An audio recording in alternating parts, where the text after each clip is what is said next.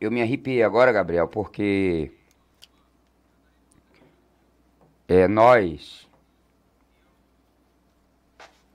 somos fruto da resistência nessa cidade. Em 2010, eu fui convidado para participar de uma chapa de oposição do saudoso Roberto Carlos. Eu vi Roberto Carlos por 2 vezes. Já tinham me chamado antes pelo trabalho que eu desenvolvia dentro da aviação Rio Vermelho, que eu fui o pioneiro em ganhar defesas de autos de infração de trânsito dentro do segmento de transporte de passageiro de massa dessa cidade.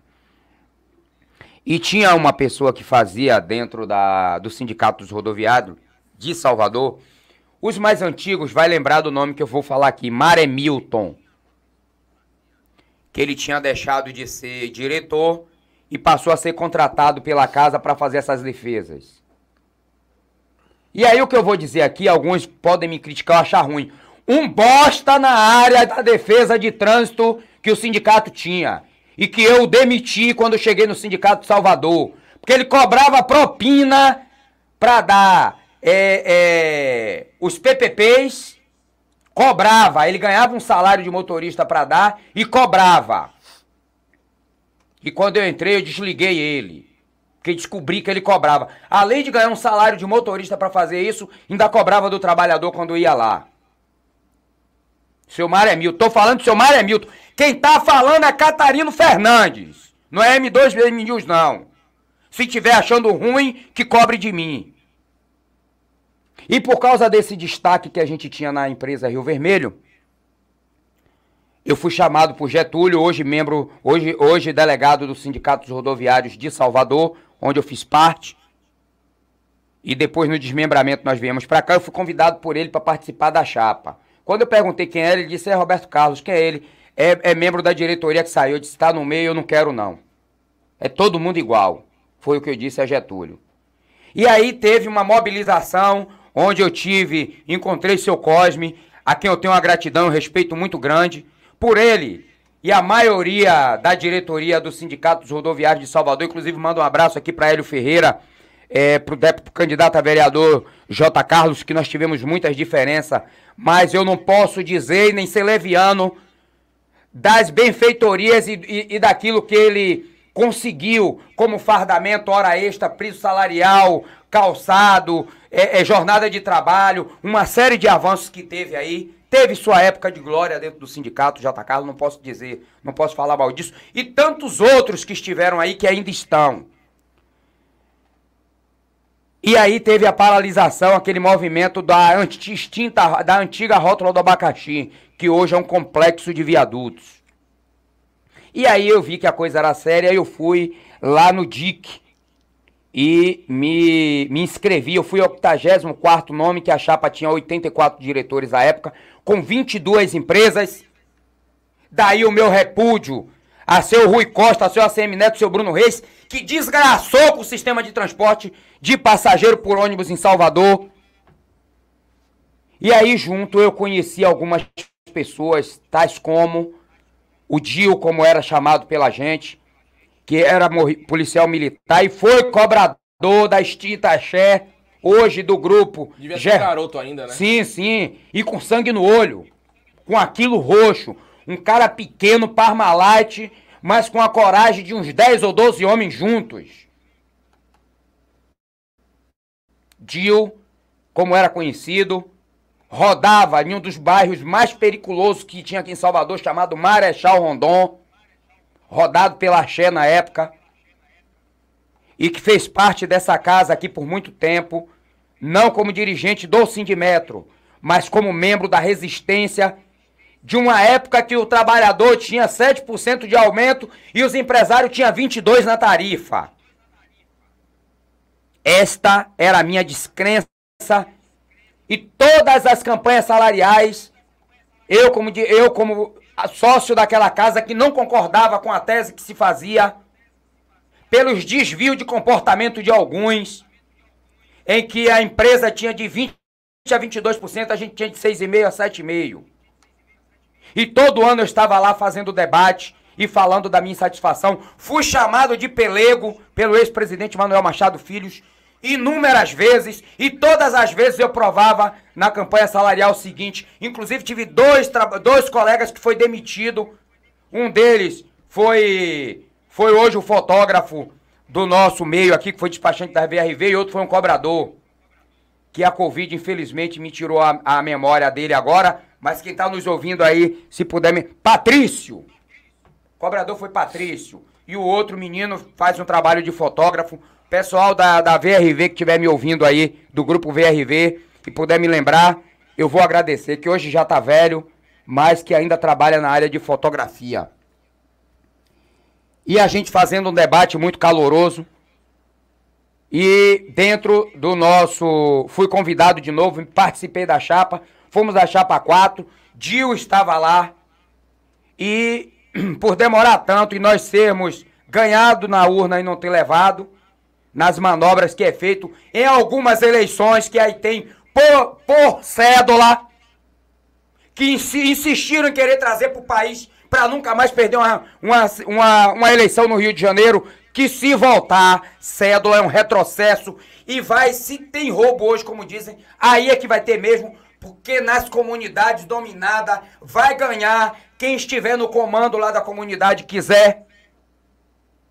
E teve aqui o Dil, que fez um concurso da Polícia Militar e estava se preparando agora para ir para a Polícia Rodoviária Federal ou para a Polícia Federal. E em um fatídico desequilíbrio entre dois corpos de postos da Polícia Militar, segundo o que foi dito aí, o nosso ex-colega de trabalho e membro da Polícia Militar da Bahia, teve um conflito, diz aí nos bastidores, que foi uma briga por causa de um banheiro. Tiveram um desentendimento e depois de separaram, um levou um para um lado, outro para o outro, e o outro voltou. E no vídeo a gente vê que ele atirou por cima, pegou no olho de Dil e aquele tiro terminou tirando a vida dele. O nome do despachante, muito obrigado, viu, Val Soriano? Muito obrigado. Sérgio, exatamente. Foi Sérgio e Patrício. Cobrador foi Laércio. Exatamente. Aliás, que se tornou vendedor ambulante depois disso. Viraram o carro de Machado lá porque não concordou. Passava por cima da Assembleia. Passava por cima. Eu digo porque estava lá. Eu via o que acontecia. Botaram o corpo dirigente na frente do Sinergia e atropelava para passar o que era conveniente, o que era peculiar. Não devo nada a Machado, tá? Tenho respeito a ele, até porque teve lá os seus dias. Desfez de muita coisa que J. Carlos fez pela inércia da própria categoria que abandonava o movimento, deixava eles decidirem. E infelizmente nós perdemos um guerreiro que fez parte dessa casa e deu sua contribuição para isso aqui. E ingratidão é o maior crime que a gente comete. E esta bancada, esta mesa, não poderia falar do soldado Dil que morreu, como era chamado pela gente, tá certo? E aqui vai os nossos préstimos, nossas estimas e os nossos sentimentos ao Milton Febrento, ao Flávio e a sua genitora. Eu tô falando dos três, que é os três que eu conheço. Eu acho que o Milton tem um irmão, um outro irmão, mas eu conheci esses três. Aliás, o meu abraço fraterno, o abraço desta casa, nós estivemos lá, fui o primeiro a chegar lá no sábado e eu vi a mãe de Milton, a genitora lá, esbagaçada, velho. Eu não quero ver um sentimento daquele no olhar da minha mãe nunca, Gabriel. Sim. Eu quero, se eu pudesse, ver minha mãe morrer viver até o dia de eu morrer. O que eu vi, mais uma vez, e olha que eu já vi muita coisa, mas quando é de uma pessoa próxima, como é o Milton Febrento, eu tenho um apreço muito grande com ele, principalmente na evolução que ele está vindo aí. Está evoluindo muito, abrindo mão de algumas coisas. falando de outras, crescendo como pessoa e como dirigente. Isso é muito bom para o movimento sindical. Mas o que eu vi, a senhora mãe dele, um negocinho, o Milton é pequeno, você precisa ver a mãe dele, velho. Mas você vê os filhos formados, a maior parte deles, ocupando posição de destaque dentro da sociedade, dando orgulho à mãe, não se envolvendo em coisas que não deve. Aí quando você vai ver o dialeto, que ninguém fala, mas aí você vai ver os históricos. E são pessoas que ainda estão dentro do segmento. E a gente se pergunta por quê. Imagine em uma comunidade o que não acontece dentro com essas pessoas. Mas aqui vai nossa sincera amizade, nossa sincera homenagem, nossos préstimos a este guerreiro que fez parte do que existe hoje nesta casa. E o que eu posso dizer aqui é pedir força a Deus, ao coração desta mãe, ao do Milton, ao do Flávio, do filho que é a cópia dele, Gabriel. Você olha pro filho e vê ele, velho, quando era novinho. Agora não, que ele tava tava malhando, tomando uns suplementos aí, como chamam. E tava trilhando, se preparando aí pra PRF ou Polícia Federal. Infelizmente, a violência da nossa cidade, a violência e o desequilíbrio, até pela forma de trabalho que vem exercendo algumas categorias, acontece isso aí.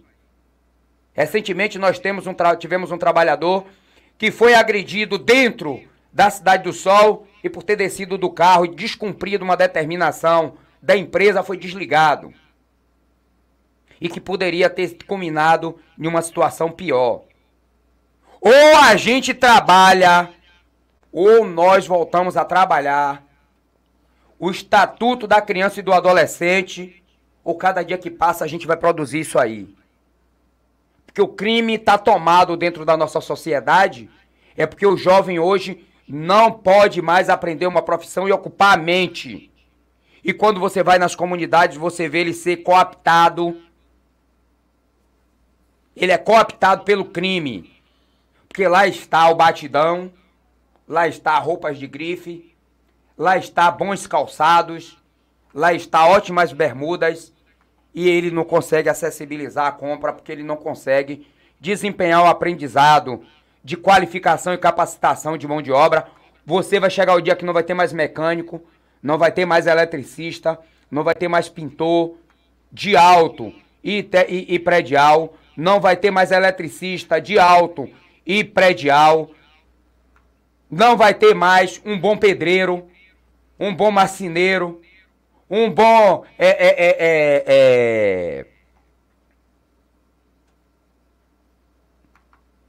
carpinteiro, um bom armador, um bom chapista, que é chamado de funileiro hoje, porque o jovem não pode fazer mais nada disso. E é muito triste quando a gente vê a falta de equilíbrio levar o que levou. E vou lhe dizer, viu? Conhecendo o Dio como eu conhecia, morreu na covardia. Tinha uma cortina de 3 pessoas na frente. E quando ele viu o cara já armado, não deu. Quando ele sacou, o cara já estava atirando. E atirou por cima, a gente vê no vídeo. E sim, o tiro pegou no olho de Dio. E aquele, com certeza, foi o tiro que ceifou a vida dele. E eu quero chamar a atenção aqui das autoridades. Vocês precisam fazer uma cirurgia moral nesta cidade e nos códigos que aqui estão e nos estatutos que aí estão.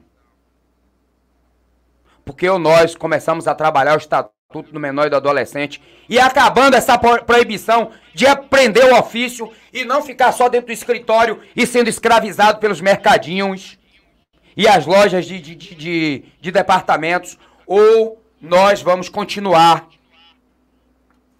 sendo o exército do crime.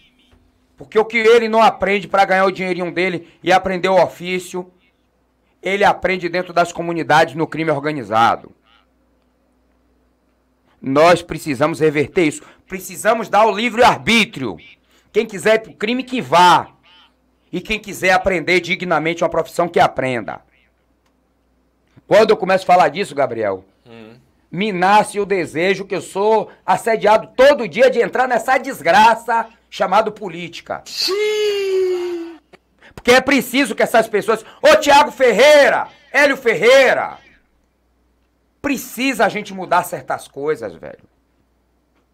E por que eu tô falando desses? Porque são representantes diários nas nossas câmaras municipais. Chame os deputados federais, velho. O PT tem uma camada grande dentro do Congresso. Vamos mudar esse diabo desse estatuto menor e adolescente, velho.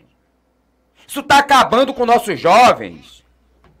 Só resta pra ele o crime, velho. Olha o que aconteceu aí.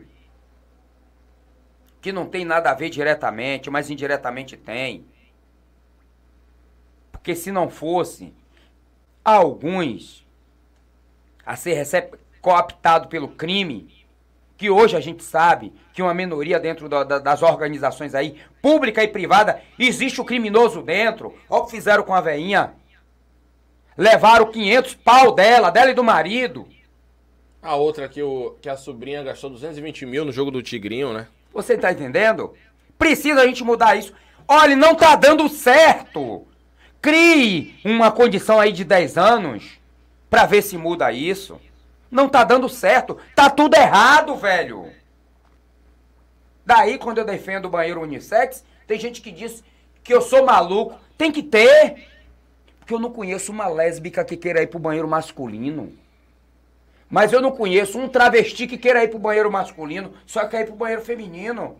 Aí eu pego minha nora, com minha netinha lá, tá dentro do banheiro, tá o cara lá balançando o badalo, dentro do banheiro feminino, pô.